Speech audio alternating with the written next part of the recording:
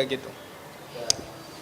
Naam, assalamu alaikum wana Chapesa Media, kwa mara nyingine tena tunakutana katika viunga vyetu vya burudani na michezo.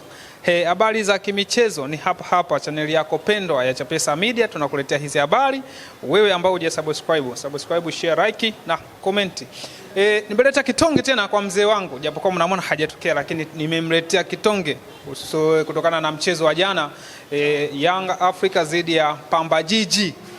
Mchezo ukitamatika Yanga Sports Club akitoka na ushindi wa goli 3 na pointi 3, goli 3 kwa 0, Pamba Jiji akifungwa. Ni kwa mara ya kwanza mechi 9 alizocheza Pamba Jiji hajaweza kufungwa mchezo hata moja zaidi ya kutoa draw. Mechi 9 hizo alishinda goli 5 na akatoa draw mechi 4. Kwa hiyo Yanga jana kavunja mzizi wa fitina. Wanasema mkubwa ni mkubwa tu, wengi wao wakatarajia Yanga jana anapoteza pointi au wanagawana pointi.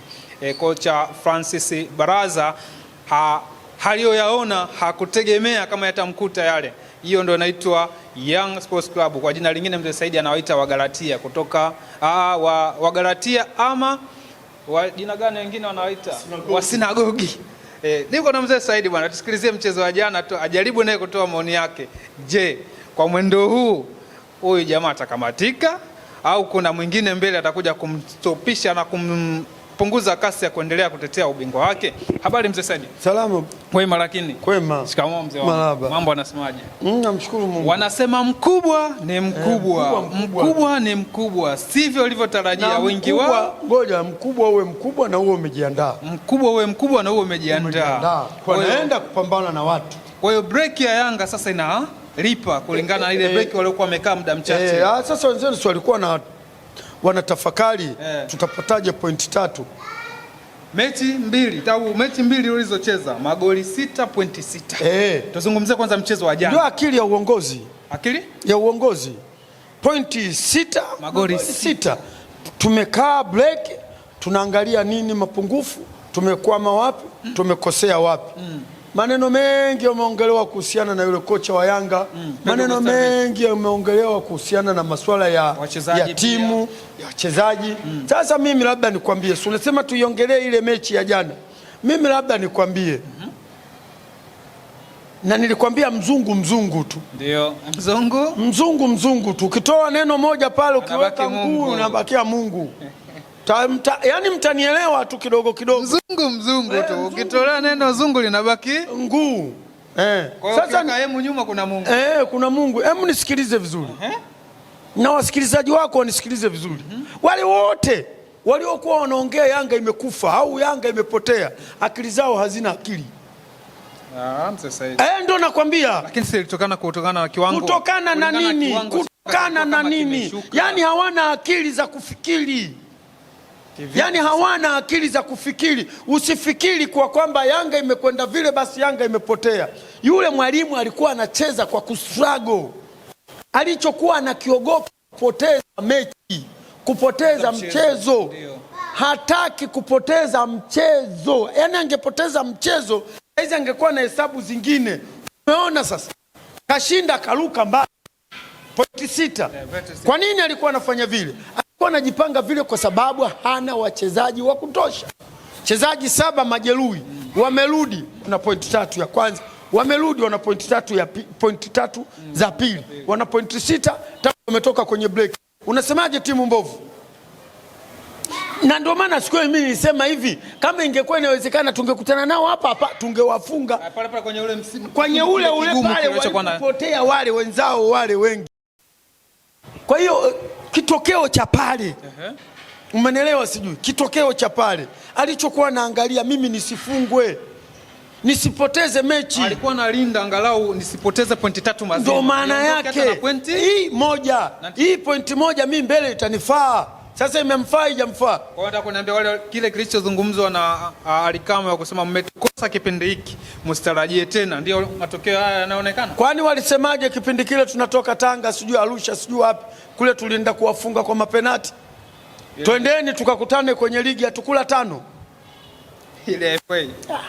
Mimi nawashangaa, unajua usitafute upepo kwa kulazimisha. tafuta upepo au tafuta bezi kwa kuangalia. Mpaka waandishi wa michezo sijui wachambuzi walikuwa wanainanga Yanga, sasa hivi kimya, wanaanza kubadilika sasa. Unadhani mzee Saidi Francis Baraza, kocha wa Pamba Jiji, wapi alipotea? Sio wapi alipotea, alizidiwa kila idara. Ukifungwa zaidi ya goli 2 3 yani umeshazidiwa kila idara. Jana mpaka kakasirika jana, anapiga miluzi, utafikiri anaswaga ng'ombe. Tafikiri Wasukuma wako wanaswaga ng'ombe. Watu wanakuja, babu anasema niwekee pale zoazoa, anasema wewe ungekuja hapa Tandalubeta. Yani anaita kabisa, ungekuja hapa. Mwanaume anapepea na mpira. Wale watoto wote waonekana hamna cha mashinga wala nini. Jana mtu kataka kutiwa kanzu, la Frank kaamua kupiga ngumi mbele ya refa. Alafu unasema uchafu. Alafu nyie wenzenu wanasajili wachezaji wa maana, nyie mnaenda kusajili magalasa. Jana kapiga mpira ngumi king. Sasa ile baada ya kuona usinizalilishe, ngoja nilipige, bora nichukue kadi ya njano. Fanya mchezo Okelo huyu. Mimi namuita uchafu. Star boy. Nyie teni ustar, mimi naita uchafu. Uchafu unafanya kazi yake. Unafanya mchezo nini? Dakika ya 9 mzee Saidi. Ile pasi ya mwanzilishi wa kwanza alikuwa kama nakumbuka, alikuwa Zimbo Junior. Ndio. Alinyosha ile moja kwa moja kamkuta Starboy. Starboy akasema mimi siweze kumalizia, blaza yupo. Ngoja nikugaie. Kamtengia kidogo tu, na sio kama katumia nguvu kubwa, kama imedunda kwenye mguu wake. Sio kama imedunda, katega mguu babu. Yani star tu katega mguu. Katega mguu, mpira umegonga, umeenda kwa mtu kaichagua nyavu. Kiulaini, yani hakuna hata purukushani. Umenielewa? Wamerudi mara ya pili. Wamecheza wale, wakasema ngoja na sisi tuende tukatafute goli. Wamevutika. Mpira kaondoka nao nani? Alianza Pacome Zuzu. Sio tena kaondoka. Sema zoa. Watakasirika sana. Nyinyi wenzenu wanaenda breki, wanaenda kufikiria timu tunapataje ushindi. Nyinyi mnaenda breki, mnaenda kufumua vitu ambavyo haviwahusu. Damalo wanawasaidia nini? Na hili nililisema Chapesa. Nikasema sisi badala ya kuangalia timu, hatuangalii timu, tunarudi tunaanza kuongelea masuala ya Damalo. Tukianza kuhangaika tunaanza kugombana. Sasa hayo hapo. Mtu ana pointi 6 mechi 2 tangu tumetoka break. Simba ana pointi 2, ana pointi 1. Leo tunaenda kucheza na nani? TRA. Na TRA tutakuwa na pointi 4. Huku hakika. Mimi huku nashinda. Huku mjomba na shangazi. Hamna mjomba na shangazi. Quality. Na wenyewe wamesema hivi. Chabwedo ndio wamesema Chabwedo ile kuzaliwa, mnasemaje nyinyi? Kuzaliwa mtoto mnapompa birthday. Kwa hiyo Chabwedo leo birthday. Kwa hiyo ina maana tufunga. Msemaji wa Pamba na wa TRA ndio anaongea hivyo. Mtoto na maneno ya hovyo ule wa kike yule. Nyie mnaleta mpaka wakatakata vitunguu kwenye mpira sama tokaka na maneno hivyo. Yaani ile ndio iwe birthday ya Chabwedo kumfunga Simba. Atakaa sana yule. Mimi nakwambia kweli atakaa sana. Na hii yote ni kwa sababu ya viongozi tulionayo. Mimi nachukia vibaya sana. Yule kama vile anaongea. Kipindi kile tuna uongozi wa maana, hamna mtu alikuwa anaongea ovyo. Azamu wenyewe walikuwa wanatusubiri. Mzee Saidi Alani Okelo, wengi wao kipindi alipofika mechi nyingi alikuwa anaonekana kama vile yule waliomtegemea kipindi yuko Vipers, ni tofauti na Starboy yule aliyokuja Yanga. Lakini mechi hizi mbili katika mchango wake mkubwa aliotoa, ana mchango wa magoli 5 kwenye magoli 6. Hizi mechi mbili kati ya Prison na ya Pamba Jiji. Unamzungumziaje Starboy? Maana wengi wao walikuwa wanasema bwana wamepigwa kama wengine walioondoka, lakini sivyo ilivyo. Hivi wewe kweli Okelo Yanga wamepigwa? Wewe ngoja tu taratibu, wewe tu mwenyewe binafsi. Okelo wamepigwa. Narudia tena. Hajapigwa. Narudia tena. Okelo pale anakutana na watu wengi wanakwenda majeruhi. Umenielewa sio? Sijui nisemeje ili kusudi watu wanielewe. Ujue hata watu wa Yanga walianza kumkataa Okelo. Wengi wao wengi walisema Okelo hamna akili. Wasiojua mpira, ndio maana nakwambia wasiojua mpira wana akili. Hakuna kitu kinastarehe kama mpira. Sasa wasiojua, lakini kiwango chake kilikuwa kama tofauti. Kimeshuka wapi? Kimeshuka wapi? Alikuwa anacheza katika mazingira gani? Sio, unanielewa vizuri? Hata Mdathiru watu walisema ameshuka. Ni kweli. Sijui unanielewa. Hata Mohamed Hussein watu walisema ameshuka. Sasa mimi na utuulizane, Mohamed Hussein Mdathiru, huyo nani huyo? Allen Okello. Wao watu walikuwa wameshuka kweli? Walikuwa wapo katika kipindi kigumu. Nyesi mlipigwa, alipigwa doba na Shomari Kapombe mkaweka kiko wapi sasa? Kuna uwile kitu sasa. Hamna kitu. Jana katoa pasi imefika mpaka imemkuta Babu. Zoa kampa Okello. Okello kaikataa. Kama anakwenda nje karudi nayo tena. Tandalubeta kama anatoka akaifinya kule afa kamwangalia nani kaingia. Kamkuta Mdathiru amesimama hapo anamwangalia. Ulishawahi kumuona koboko anavyomwangalia binadamu? Koboko kanyanyuka kakaa namna hiyo. Hatemi mate wala afanye nini. Yani anakuangalia wewe una mpango gani na yeye. Yani anajilinda mapema. Yani anajilinda na kujiangalia. Kwa hiyo sawa sawa na Mdathiru kasimama anamwangalia Okello ana mpango gani kuhusiana na mimi. Kule au ananingizia mimi. Atafunga yeye au atanipa mimi. Kijana anamwambia blaza. Alafu wala hakumuomba. Kasimama tu. Okello anaangalia naona mwanaume kasimama pale anaikanyaga kupu. Kaikanyaga. Haya nyinyi kwenu wapo wanaokanyaga? Yupo akina Gweye. Wewe wataje tu. Ndio wanaona usingizi wao. Anayetoka ajulikane, anayeingia ajulikane. Nenda bwana wewe. Si wapo. Mimi nakwambia hivi, sisi tuna timu ya kulinda nafasi. Narudia tena. Una timu ya kulinda? Sisi tuna timu ya kulinda nafasi ya pili. Narudia tena. Anayenichukia anichukie. Sisi tuna nafasi ya, yani tuna timu ya kulinda nafasi tu. Sio ya kwenda kuchukua ubingwa. Wao unachukua ubingwa kwa design ile. Lakini timu sasa hizi watu wameshangongwana. Nilikwambia mdogo wangu Chapesa kuwa kuna jambo litatokea. Limetokea lijatokea. Na hili dogo linakuja lingine. Linakuja babu kubwa mziki wa maana. Simba Sports pale. Hili lililotokea dogo sana hili. Kuna mzigo mzito unakuja. Kuna mzigo unakuja. Pale ndio tutabaki wote tutaasama midomo. Labda waamue tu wanyamaze, funika kikombe mwanaalamu apite. Lakini kama nganganga babu, utakuja kuniambia watu wanashindwa na mtu mmoja au wanashindwa na watu wawili. Arafat na Engineers wanajiita watu wa mpira. Wanajiita au ni watu wa mpira? Wanajiita watu wa mpira. Wasingeng'ang'ania issue ya Damalo. Wanajiita ngoja sasa. Anayejiita ni nani sasa? Si wale viongozi wa pale, si wanajiita watu wa mpira. Huko kwenye rangi ya mamlaka. Sasa kumbe hakuna rangi ya mamlaka. Mamlaka haina rangi nyekundu. Mamlaka ina rangi nyeusi, njano, kijani. Yanga ndio wanaweza kujiita mamlaka. Wana rangi ya njano katika bendera ya taifa. Ni kauli ya mwenyekiti. Kauli ya mwenyekiti wapi yule anazuga? Mimi nakwambia hivi, tangu miaka dahala wale watu hawatoki. Wamo mule. Hakuna chochote kinachofanyika. Aliwahi kulia mwenyekiti wa Simba aliyopita Ismail Janelage. Kwani alilia na kina nani? Si hao wanaojiita Simba sijui. Si ndio hao wapo mpaka leo? Si ndio hao wanaomhujumu mwenyekiti? We nini wewe? Si hatutaki kusema mengi, si tunayo. Nao ukisema uwafunue wote wataanza kuandamana barabarani. Sasa hivi tutatafutwa na polisi. Tukisema funue wale. Kwanza wale pale walipo hawatambuliki. Nani anawatambua wale? Alafu na ndio wanayafunua. Lete maneno mengine. Wanafunua maneno. Lete bwana Okello. Nani Damalo unataka au tunataka tumuongelee nani? Ndio vitu vya kuongea. Sio unaenda kuongelea vitu ambavyo nyinyi njano wamekaa wanahangaika tunapataje pointi 3 nyinyi mnaenda kufumua vitu ambavyo haviwahusu. Naenda kubishana na serikali. Serikali imeshakwambia yule raia na kapewa uraia tokea Singida.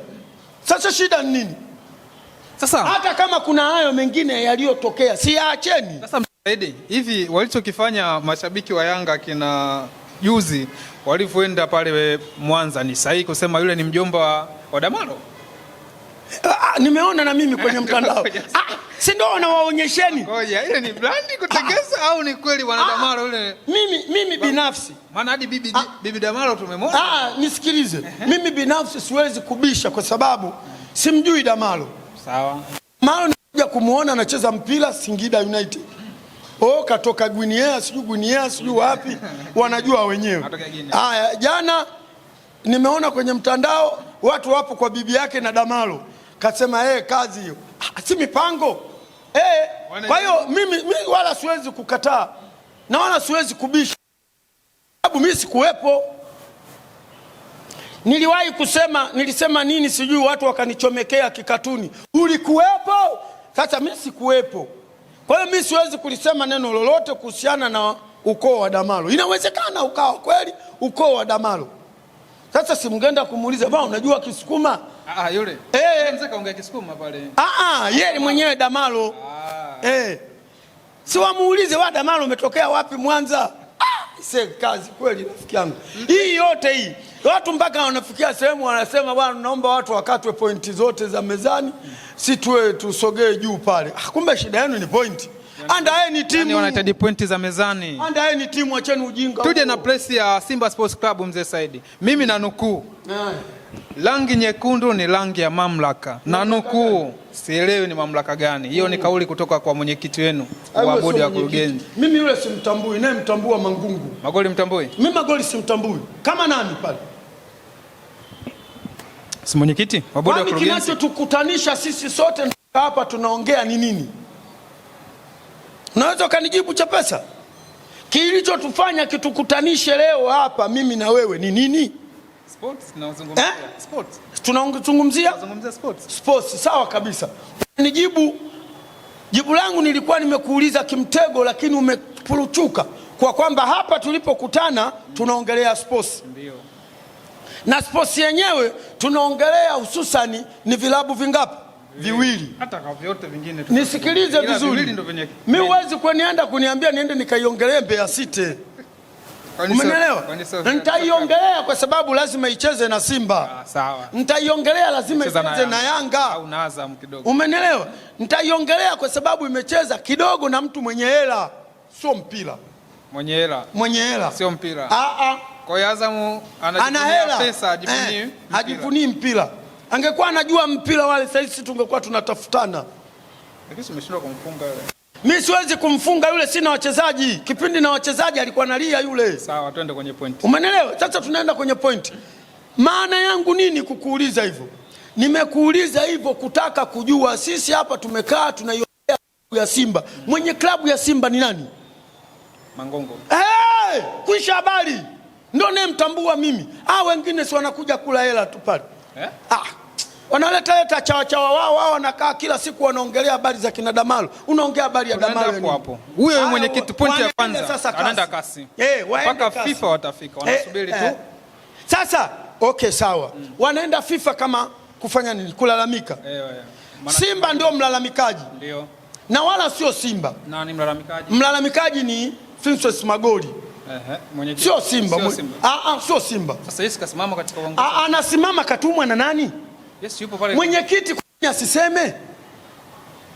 Mwenyekiti wa klabu ya Simba amesema? Mwenyekiti wa klabu ya Simba amelisemea hili? Hatujasikia. Sasa kwa nini mwenyewe mwenye timu yake kanyamaza? Hajasema wala hajaongea chochote. Hamjiulizi wa Tanzania? Mbona mwenye timu hajasema? Hivi sasa hivi suko huu wa uchumi anayetakiwa kulisema nani? Mama. Lakini mama kimya, bado mambo yanatengenezwa chini kwa chini. Lakini hili limeshakuwa kubwa, halijaanza jana wala juzi, limeanza tangu mwaka jana. Je, umemwona mwenyekiti wa Simba kaliongelea?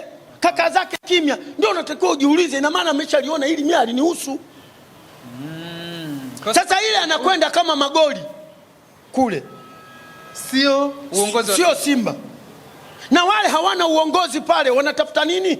Hawana uongozi nani? Nani anawatambua? Hebu niambie, twende kwenye katiba ya Simba iliyotolewa. Wale wamo? Bodi ya kurugenzi. Imo. Sasa ndio maana yake. Sio unasikia, ndivyo ilivyotoka katiba ya Simba iliyotolewa na msajili wa vyama vya michezo. Bodi ya kurugenzi. Na ndio wanaitia mizigo Simba.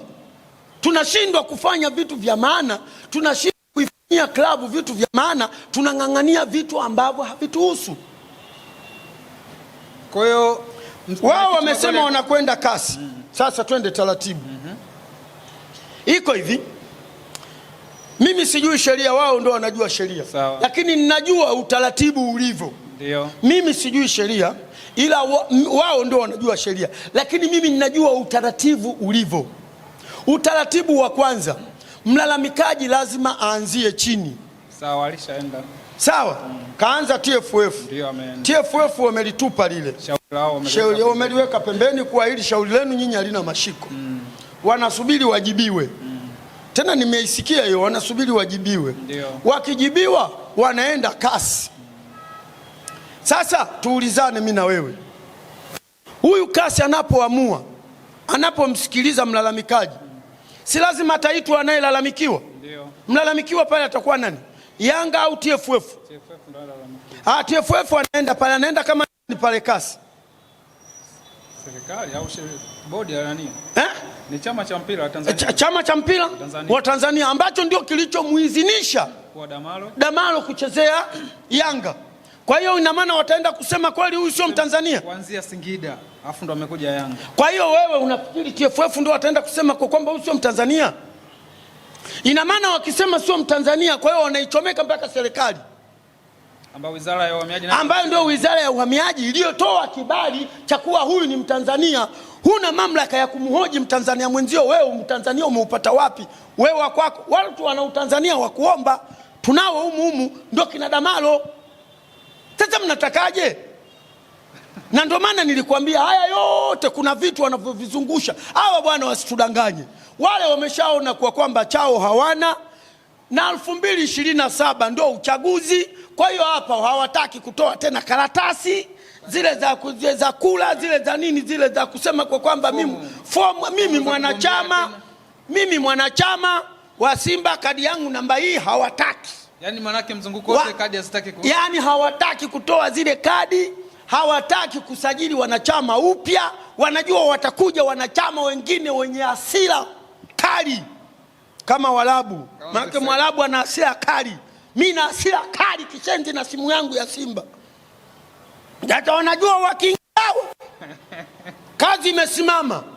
Maana sisi tutakuwa ziko new brandi. Hamna new brandi, hakuna cha kuulizana. Hujalipia. Sijalipia na mimi nimesajiliwa juzi hapa, nimeshatoa na risiti. Risiti umeshapewa? Nimeshapewa na risiti. Ndio hicho wanachokifanya shekhe. Kwa hiyo ile yote ziba ile. Hakuna haki ya Mungu na mtume. Nataka nikukumbushe kisa kimoja. Weta maneno. Namtaja marehemu Makofia, mzee wetu wa Simba, Hans Popu. Yule bwana alifanya nayo yajua yeye na TFF. Akamchukua Morrison. Lakini Yanga ukatule kama hivi tunavyohangaika sisi, wana viongozi walio hawajielewi. Viongozi walikuwa hawajielewi. Pia na uchumi ulikuwa na uchumi umeyumba. Wakaenda wakapolwa yule mchezaji. Tena walipolwa. Yani yule alifundishwa, bwana we, sema hivi, sema hivi, sema hivi, sema. Anaelekezwa. Na uongozi wa Simba. Kweli na lenyewe likaenda kusema hivyo, mimi sina mkataba na Yanga. Wakipeleka makabrasha yao. Makabrasha inaonekana Yanga wana haki. Akasema hakuna. Mimi sina mkataba. Sina mkataba huku na huku, sina mkataba. Kesi TFF. Yale mambo yakaenda sasa, kwa sababu ile zesi ilikuwa linajua fitina. Kapiga fitina.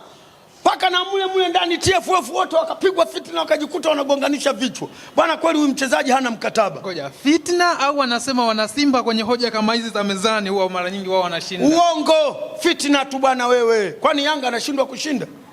Mengi ndio maana hamna lolote bwana. Paka Kagoma Yanga wamemkosa pale. Yanga wenyewe walimwacha Kagoma. Yanga walikuwa na option mbili. Sawa, za wachezaji. Singida kulikuwa kuna wachezaji hao wawili. Kagoma wakasema tumwache, tutakuja kumchukua baadaye. Kuna mtu yuko Singida akawatonya.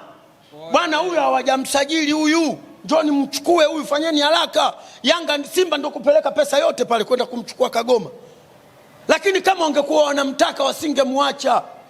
Na wangekuwa wameshamsajili. Bwana wewe vipi bwana wewe? Kama walikuwa wanamtaka wao wameenda kumchukua Duke Abuye, wakasema huyu ngoja tumwache kwanza. Wewe bwana wewe, sisi habari zingine tunazo, hatupendi kusema ovyo. Mwenyekiti bwana akafikia hatua maelezo yake tunanukuu pia. Amesema mchezaji Ino Loemba, yule mchezaji sio wa Jeruti.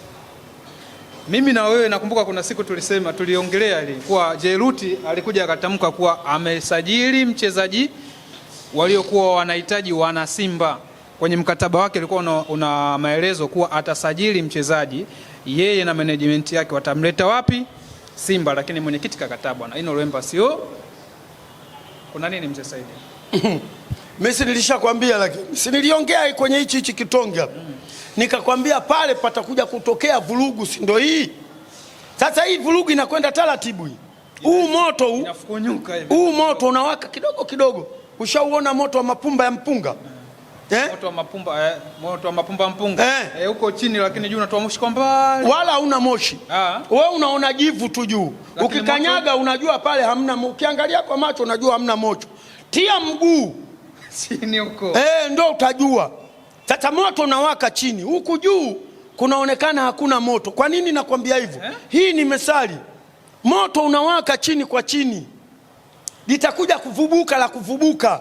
Kwa hiyo naambia kuna jambo linaendelea kujifukunyuka huko chini. Mimi watu wa Simba si wananiona mimi mamluki naisema Simba. Sasa nyie tulieni. Nilisema hapa katikati kuna maneno yatatokea, si haya yamekuja. Sasa kuna kubwa zaidi ya hili. La hili linakuja. Watu wametulia tu. Na atakuja kulifumua mtu mkubwa pale. Mbona hizo kodi zako mzee Sidi tena unakuja kutuleka nchi ya panda kidogo tu? Wewe subiri litakapokuja ndio utakuja kuniambia mzee Saidi ulinipa kodi hii, kumbe ndio ilikuwa hivi. Ujenzi wa uwanja? Ujenzi wa uwanja, nani anayejenga uwanja bwana? Na wewe hebu nitolee mimi utoto hapa. Nani anayejenga uwanja pale? Na mtu anajenga uwanja watu hawako. Mwekezaji? Mwekezaji gani bwana? Umeshaambiwa nani yule Lonelemba sio nani huyo? Huyo aliyomsajili Lonelemba nani huyo? Huyo nani huyo? Jeruti sio mwekezaji. Muuza jezi. Sasa ndio muuza jezi. Mzabuni na mwandani. Sasa mzabuni kwa lugha gani? Sawa. Ngoja, mzabuni kwa lugha gani? Yaani simtengenezaji. Sasa au kisha tengeneza kinachofuata. Wewe vipi bwana? Wewe usinifanye kama mimi kweli sijasoma, usinifanye kama mtoto mdogo. Hili la Yanga tulikuwa tujalimaliza. Tulivyowapola yule mchezaji ambaye Morrison. Yanga wakasema hatukubali. Lakini mchezaji anacheza Simba. Wakasema Yanga hatukubali. Unajua Yanga ni watata. Yanga mtata. Utata wake Yanga bwana wakachangishana, sijui alifanyaje. Ile ya kibakuli, ya kikofia. Ile ya kikofia ile. Wakaenda zao kasi. Kasi ikaunguruma kesi ya Morrison.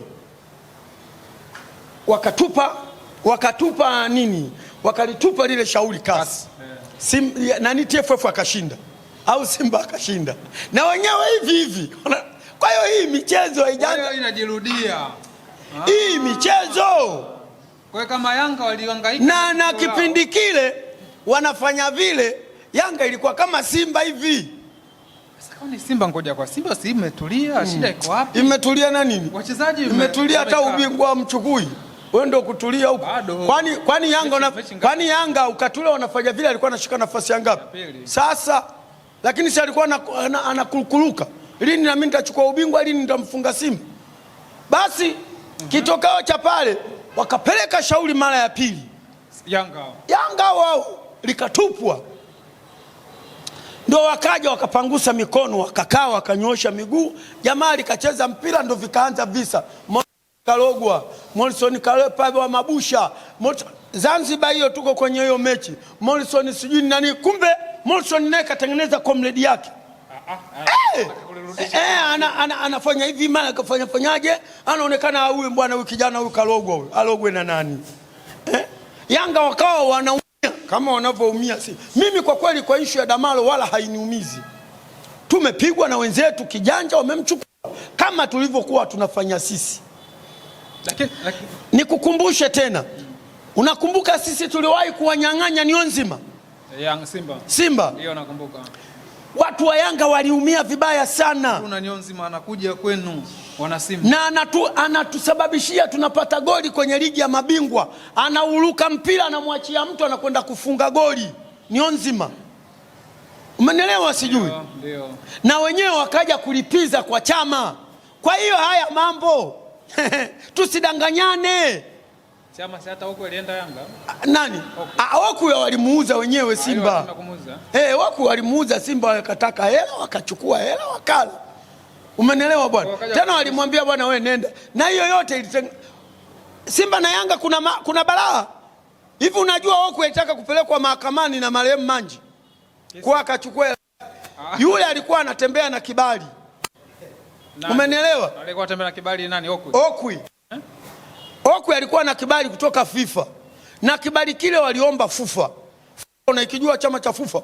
FUFA ni chama cha mpira cha Uganda. Ndio kilichoomba kibali ili kusudi, na aliyefanya vile alikuwa kocha wa Yanga hapa. Akawa anafundisha timu ya taifa ya Uganda. Umenielewa? Yule alikuwa na matatizo na timu yake aliyoenda kuuzwa. Simba walimuuza Uarabuni. Mambo ya Okwi unavyoyajua. Mechi mara 2 Uganda. Sio kafanyaje, wale wakisema wewe sijauli, wakamtia jiti. Wakawa wampange, wakawa wana shida naye, yani kaa vurugu mtindo na yeye benchi na yeye akasema mimi siwezi kukaa benchi, nataka niondoke. Wale wakamkatalia, niuzeni, wakawa wataki. Kwa hiyo naye akasusa na Waarabu wakamwacha.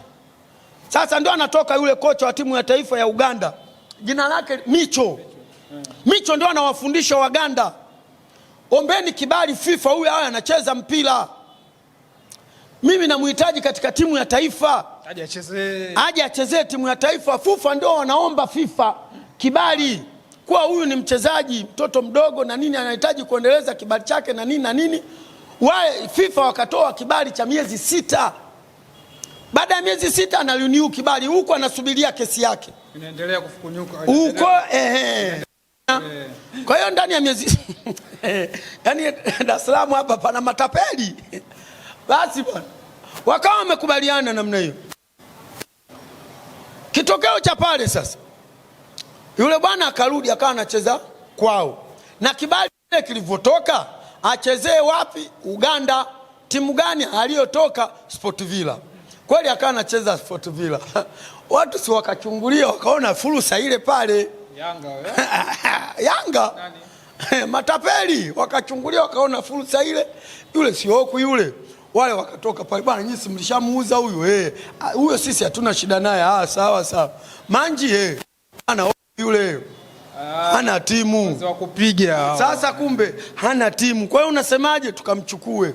Mkataba wa muda gani? Miaka 2. Na kule kibali kapewa miezi 6. Huku miaka 2. Watu wakatumwa kule. Mzigo ukatoka. Kule mzigo ukatolewa wa miaka 2. Kaja akacheza mechi 3 sijui 4, kibali kimeisha. Manja anasema wale wote walionimwela zangu na wakamata. Mkamate nani wewe? Shakutana na wazalamu wa Swahili. Amkamate nani? Nataka tumkamate huko tumpeleke mahakamani. Watu wakamwambia bwana huyu ana kibali cha miezi 6. Tapeli anakamata, umkamate nani? Ulitakiwa anza kufuatilia kabla ya anakuja kutokea fulani. Hawa viongozi hawa, na ndio maana kuna mtu alivyoingia tu madarakani watu waliingia lock up. Simba ilitulia ile. Na hiyo utaifuta hiyo. Hiyo kwako imegonga hiyo. Hiyo utaifuta, lakini ukiipeleka watu wataamini kweli.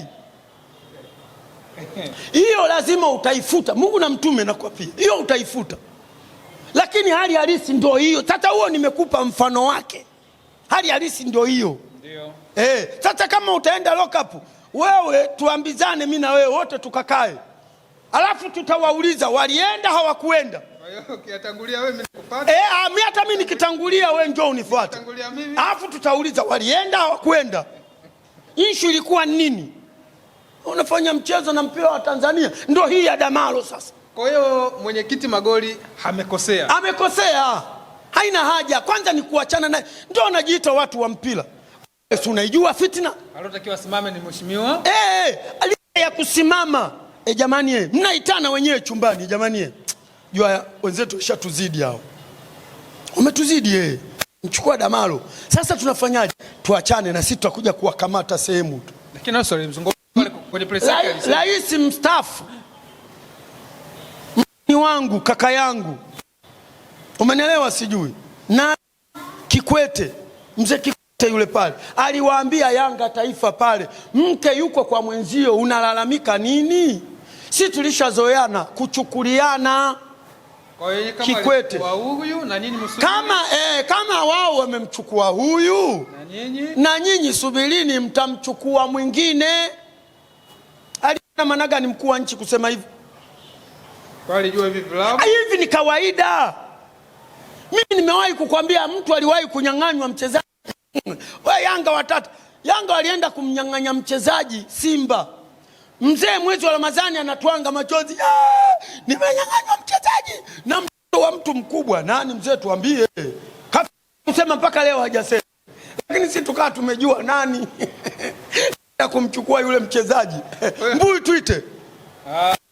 Mbuyu tuite kasajiliwa kabisa na Simba, kila kitu ameshamalizana.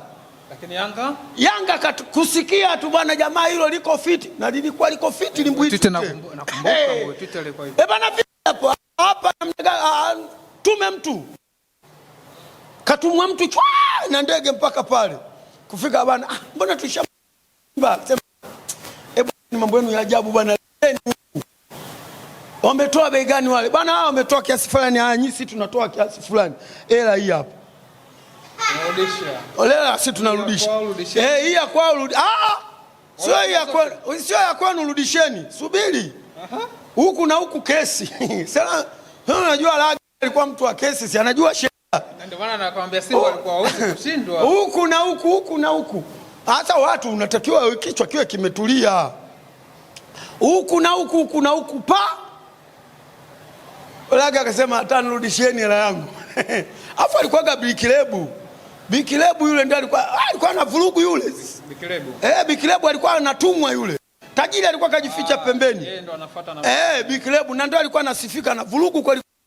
Hata akaenda kule akamchukua mchezaji Simba, wakaja wakadai hela yao, wakarudishiwa. Basi Mbuyu tutu akawa anatwanga Simba kila siku. Anatwanga watu walikuwa wachezaji wenu, wachezaji wetu wapi tena? Wakaja tena wakambeba mchezaji. Bwana wewe rafiki yangu wewe Simba na Yanga. Makenzi la nani? Alikuwa nani huyu? Ngoja tumalizie hii ya mwisho. Alikuwa nani? Jina lake limenitoka bwana. Mlundi alikuwa bwana. Ilikuwa fullback ya Simba. Mlundi wakasema anaitwa nani bwana? Picha inakuja ya sura, jina ndio limenitoka. Tena alikuwa mchezaji wa nani unajua? Alikuwa Kasim Deuji. Alimsajili mwenyewe Kasim Deuji. Alimsajili mwenyewe Kasim Deuji. Akasema bwana huyu namuuza Ubelgiji, anakwenda kucheza Ubelgiji. Ubelgiji kwani iliishia wapi? Uwanja wa ndege. Yanga akaenda kubeba pale uwanja wa ndege. Ubelgiji hakufika. Aende Ubelgiji wapi? Ubelgiji uwanja wa ndege. Yaani katoka nyumbani kwake kenda uwanja wa ndege. Katoka nyumbani. Kapanda ndege. Ubelgiji kamkuta. Ubelgiji ndio Yanga. Watu simeambiwa huyu anaenda Ubelgiji. Alikuwa hapa karudi. Ramadhani nani sijui alikuwa anaitwa yule mchezaji huyu. Jina lake limenitoka bwana. Fullback ya maana. Alikuwa anacheza namba ngapi? Alikuwa anacheza fullback namba 3. Namba 3. Alikuwa anaitwa nani yule mchezaji jamani? Jina lake limenitoka maskini, ila sura inakuja, alikuwa mweusi. Umeona bwana? Jamani mbona kasajiliwa? Uongo. Kwanza zilitoka kwenye vyombo vya habari. Mchezaji wa Simba aliyokuwa anatakiwa kwenda Ubelgiji akutane na yuko Yanga. Hatua Ujangwani, sio na nini? Watu tunaanza kuulizana. Tena kipindi hicho ndio alikuwepo Jamali Malinzi. Leo tunashinda. Tuzungumzie ile mchezo wa leo mzee Saidi. Simba dhidi ya TRA. Ikiwa mwenzio mtani wako kasha kuacha pointi 6 sasa hivi. Pointi 6. 5 44 5 9 pointi 9, mna viporo viwili. Mna pointi 9. Mkishinda vyote pointi 3 bado yuko juu. Zile 3 zile zimebakia. Leo mchezo leo tunazungumzaje? Ikiwa safu ya nyuma inaonekana yote Simba tupo. Kuna Chamu, kuna Valentine. Chamu achezi. Mzamiru Mzamiru na achezi. Kwa hiyo wale wote waliotoka Simba leo hawachezi. Labda Nomba tu. Valentine Nomba anaweza akacheza. Labda wafanye kwa. Tuzungumzie hapo kiufupi mchezo wa leo mchezo wa leo pamoja na kwa utakuwa mgumu kwa sababu huwezi kucheza na hata na TRA. Yaani hata unaenda kucheza na timu ya daraja la pili, mpira tu. Ndio, matokeo matatu, kushinda, kufungwa, kudraw. Ndio. Kwa hiyo vitu vyote vinaweza vikatokea, lakini mimi ninavyoangalia mpira kwa Simba ni mwepesi. Ingawa tunaenda kucheza na watu wanaocheza ligi kama tunaocheza sisi. Dio. Lakini mimi nauangalia mpira mwepesi. Kama hawajajiandaa watafungwa, lakini kama Simba wamejiandaa hawatofungwa, watashinda wao. Lakini unaweza ukaja ukashangaa badala ya kufungwa au kushinda Simba wakatoa draw. Wale Wale upunguzaji wa pointi zilizokuwa umeachwa na mtani leo zinaweza na zinaweza zikazidi au zinaweza zikapungua kwa leo saa 10. Kwa sababu Simba na mwemko wa hasira. Sasa kama wataingia na hasira waangalie kuna Chabwedo kule. Kwa hiyo wanatakiwa watumie nidhamu, wasitumie hasira. Au wa kuingia na nidhamu atakiwa TRA kwa Simba. Mpira wa jana bwana. Mpira jana nimecheka sana. Doa anamwambia Okelo ungeingia hapa. Ungeingia hapa. Katuo tayari wameshatoa nje Pamba. Anambia wewe ungekuja hapa. Bwana lakini Zoa anakimbia jamani. Sasa huu mchezo ulikuwaje? Hapa kati inaonekana kama sasa hivi kuna badiliko yameongezeka mzee Said. Sasa sikujipanga. Yanga sasa hivi inaonekana kimbia sana. Hebu nisikilize, Yanga walicheza back to back nyingi, wachezaji walichoka. Hii break imewasaidia Yanga, wamepumua. Wale binadamu wanafikiri vyuma vile. Wale watu tufunge kipindi basi. Neno la mwisho wapi? Si naomba tushinde tu leo. Kwani tukishindwa? Kama leo tukishindwa kushinda, si ndio basi tena Yanga tunawapata wapi? Kama hujashinda? Mimi nakwambia ubingwa hatuna, tuna wachezaji wa kulinda nafasi. Asante. Labda mwakani. Bwana, huyo ndo mzee Saidi. Tunatamatisha kipindi chetu kwa kusema wewe ambao unatufuatilia endelea kucomment, kushare na kulike. Pia tunapatikana social media zote, TikTok, Instagram na Facebook. Andika tu Chapesa Media utapata habari za burudani na kimchezo. Sina la ziada, tukutane tena baadaye hapo saa 10 mchezo wa Simba dhidi ya TRA unafanyika pale Arusha. Je, nini kitatokea? Simba dhidi ya TRA. Mimi sina la ziada. Bye bye.